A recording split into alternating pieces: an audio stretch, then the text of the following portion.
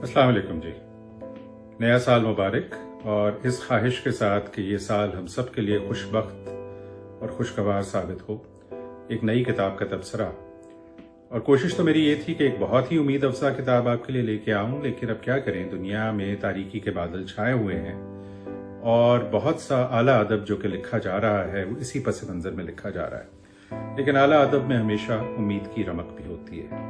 अच्छा, मैं आपसे एक सवाल पूछना चाहता हूं कि आपको कैसा लगे अगर एक मुतलकुल ऐलान सियासी जमात आपके मुल्क में हुकूमत पे काबिज हो जाए, चाहे इलेक्शन के जरिए आए, चाहे कब्जा करके आए, लेकिन हो वो अथॉरिटेरियन, टोटलिटेरियन, और ऐसा हो कि रियासत बजाय मजलूम का तहफ़्फ़ुज़ करने के खुद जालिम बन जाए, अवाम के हकूक सल्ब हों, उसका आइन जो है वो मुअत्तल हो जाए, एक खुफिया पुलिस बना दी जाए जो सारा वक्त लोगों के ऊपर नजर रखे, लोग गायब होने लगे यानी कि मिसिंग पर्सन्स हों, तशद्दुद हो, खौफ हो, शक हो, और माशरे का शिराजा ही बिखर जाए। जाहिर है एक इंतहाई परेशान कुन सूरत हाल है, और एक ऐसी सूरत हाल है जिससे 20वीं और अब 21वीं सदी में बहुत से माशरे गुजर रहे हैं। हम खुद कई दफा गुजर चुके हैं, गुजर रहे हैं, जैसा कि हम आइन के तहफ़्फ़ुज़ के लिए अपनी जद्दोजहद जारी रखते हैं। लेकिन ये खौफ सिर्फ तरक्की पजीर या सो कॉल्ड डेवलपिंग कंट्रीज का ही नहीं है। सारी दुनिया में right wing politics, authoritarian politics और एक खास किस्म की नेगेटिव नेशनलिज्म और पॉपुलिज्म जो है वो उरूज पे है। चुनाचे इस पस मंजर में उन मुल्कों के अंदर भी ये देखा जा रहा है, जैसे कि यूरोप में, जहां दाएं बाजू की या राइट विंग जो गवर्नमेंट्स हैं वो पावर में आ रही हैं, सियासी पार्टियां जो हैं वो मजबूत हो रही हैं, कि कितनी आसानी से एक निज़ाम जो जमहूरी इक़्तिदार के ऊपर उस्तवार है वो भी बिगड़ सकता है, और कितनी जल्दी ये तमाम चीज़ें जो मैंने आपको बयान की किसी माशरे में ये फैल सकती हैं और ये वहाँ की नॉर्म बन सकती हैं। अच्छा, अब इस सिलसिले में जो नॉवल आपके सामने आज मैं जिस पे बात करना चाह रहा हूँ वो पॉल लिंच का प्रॉफिट सॉन्ग नॉवल है। एक इंतहाई भरपूर और बहुत ही हिला देने वाला नॉवल, जिसको सन 2023 में बुकर प्राइज मिला, और इसकी जो नसर है और इसका जो मिजाज है वो इंतहाई इसने मुझे मुतासिर किया। और ये एक डिस्टोपिया के बारे में है, और मजे की बात यह कि ये डिस्टोपिया रिपब्लिक ऑफ आयरलैंड में उन्होंने एक लिहाज से इसको सोचा है कि ऐसा हो सकता है मुस्तकबिल करीब में, नियर फ्यूचर में, कि यहाँ पे एक ऐसी पार्टी पावर में आए और उसके बाद ये तमाम चीजें जो मैंने आपको बयान की, लोगों के हकूक का पामाल होना, रियासत का खुद जालिम हो जाना, ये तमाम चीजें वहां होने लगे। इस नॉवल की जो मरकजी किरदार है उनका नाम है एलिश स्टाक, और वो एक साइंसदान है, और उनके मियाँ एक लेबर यूनियनिस्ट हैं, और उनके 4 अदद बच्चे हैं, और एक उनके वालिद साहब हैं, और ये रिपब्लिक ऑफ आयरलैंड के बासी हैं, और जो वालिद साहब हैं वो डिमेंशिया के मरीज हैं। और उनकी जो मामूल की जिंदगी एकदम तब्दील होनी शुरू हो जाती है जबकि एक सियासी तब्दीली उस मुल्क में आती है और जुल्म बढ़ना शुरू हो जाता है। पहले तो उनके ट्रेड यूनियनिस्ट जो शौहर हैं उनको बगैर किसी वजह के गिरफ्तार कर लिया जाता है। अभी वो उनके बारे में पूछगछ कर रही होती हैं, तो उनका जो बेटा है जो कि 17 साल का है, उसके ऊपर दबाव है कि वो जबरी तौर पर भर्ती हो जाए फौज के अंदर, और वो कोशिश करती हैं कि जाहिर है कि वो एक बच्चा है और वो क्यों इसके अंदर भर्ती हो। और अभी ये सब कुछ हो रहा है तो फिर और बहुत सी दुश्वारियां और परेशानियां उनको दरपेश होती हैं, जिसकी ये कहानी है। और ये नेशनल अलायंस पार्टी के नाम से एक पार्टी है जो कि यहाँ पे आई है, जिसने इसको सिक्योरिटी स्टेट बना दिया है। एक अदद इमरजेंसी पावर्स एक्ट जो है वो राइजुल वक्त है। इसके अलावा ये है कि जो जुडिशरी है वो अब आज़ाद नहीं रही, उसमें उन्होंने अपने लोग भर्ती कर लिए हैं। गार्दाए जो कि नेशनल पुलिस कहते हैं जो आयरलैंड की है उसका नाम है, उसके पास गैर मामूली ताकत आ चुकी है। गार्दा नेशनल सर्विसेज ब्यूरो के नाम से, GNSB के नाम से खुफिया पुलिस बनाई गई है जो कि लोगों को ले जाती है, पूछगछ करती है, उनका कुछ पता नहीं चलता, एक तरह की खामोशी फैल जाती है। लोग जिनके नाम होते हैं वो नंबर बन जाते हैं, और बहुत खूबसूरत यहाँ पे डिपिक्शन है इस चीज के कि किस तरह से एक भयानक खामोशी फैल जाती है उन लोगों के अता पता करने पे, और उनके साथ क्या माजरा बीता। अच्छा, मुसन्निफ ने कहा है कि ये जो तमाम चीज उन्होंने लिखी है वो हालात वाकयात इस वक्त जो हमारे इर्द गिर्द हैं, और खासतौर पे सीरिया की जो सिविल वॉर थी उससे मुतासर होके उन्होंने ये कहानी लिखी कि किस तरह से किसी भी मुल्क में जमहूरी इक़्तिदार बड़ी जल्दी पामाल हो सकते हैं और फिर लोगों की जिंदगी कितनी दर्दनाक है। اب اس کے بعد یہ ہوتا ہے کہ یہاں پہ ریبلز جو ہیں، جو لوگ اس سیاسی تبدیلی سے ظاہر ہے بہت نالاں ہیں، وہ ہتھیار اٹھاتے ہیں، جنگ شروع ہو جاتی ہے، اور پھر جنگ میں کس طرح سے عام لوگوں کی زندگی بدلتی ہے، سرکار کے جاسوس کس طرح جاسوسی کرتے ہیں، عام لوگوں کی زندگی میں کس طرح کی تباہی ہوتی ہے گھروں کے اندر، اور جو بمباری ہوئی ہے اور جو وائلنس ہے، جو تشدد ہے، کس طرح سے معاشرے میں پھیلتا ہے۔ اچھا، جو انداز بیاں ہے اس میں رنج اور گھٹن کا بڑا احساس ہے۔ مجھے راسکولنیکوف جو کرائم اینڈ پانشمنٹ کا کردار اور اس کا جو تمام ناول کا ماحول تھا، کچھ اس کی بھی یاد آئی، چونکہ کس طرح سے ایک عام ماحول ایک گھٹن کے ماحول میں تبدیل ہوتا ہے، اور بڑی خوبصورت ان کی میٹافرز اور ان کی جو ڈسکرپشن ہے اس کے اندر وہ ہیں۔ اچھا، لکھنے کا انداز بھی بڑا ڈفرینٹ ہے، کئی جگہ پیراز نہیں ہیں، ڈائلاگ کوٹس نہیں ہیں، اس سے اور زیادہ آپ کو گھٹن کا احساس ہوتا ہے۔ اچھا، اب یہ کہنا مشکل ہے، آپ کو پتا ہے، یہ آپ نے کہاوتیں سنی ہوں گی، آرٹ امیٹیٹنگ لائف۔ یہاں آرٹ امیٹیٹنگ لائف تو ہے ہی ہے، لیکن life is also imitating art, چونکہ کئی حد تک یہ بہت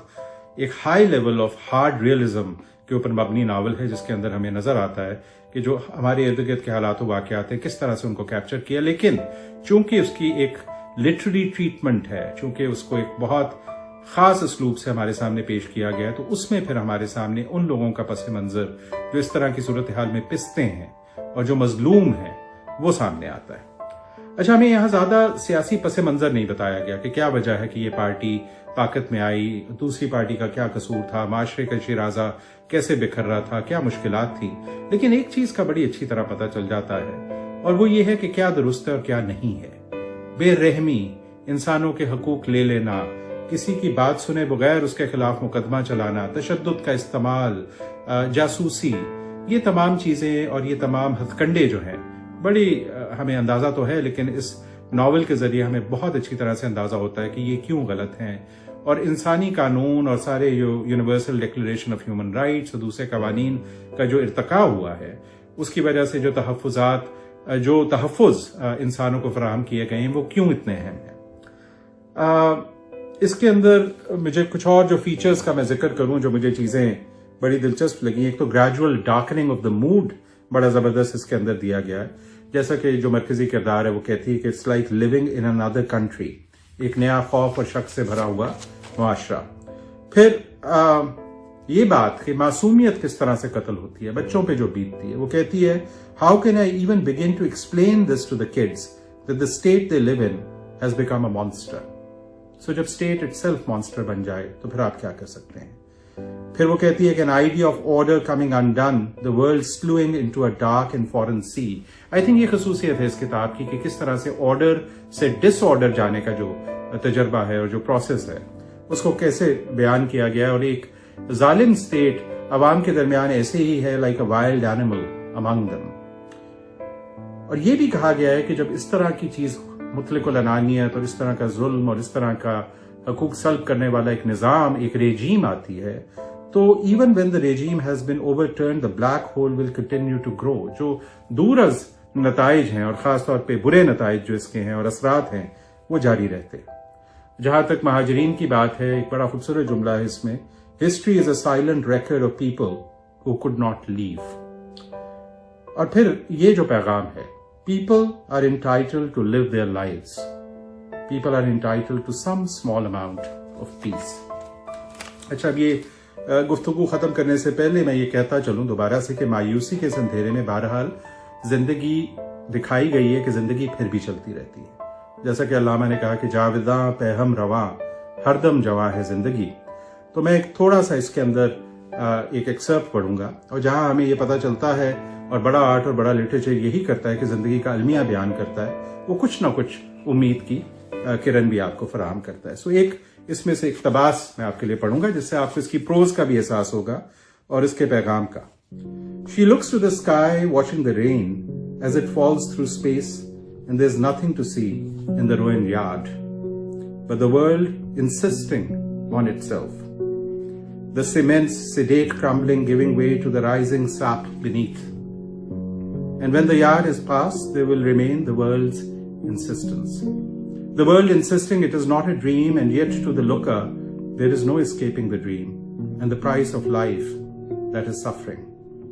And she sees her children delivered into a world of devotion and love and sees them damned to a world of terror, wishing for such a world to end, wishing for the world its destruction. And she looks at her infant son, this child who remains an innocent, and she sees how she has fallen afoul of herself and grows aghast,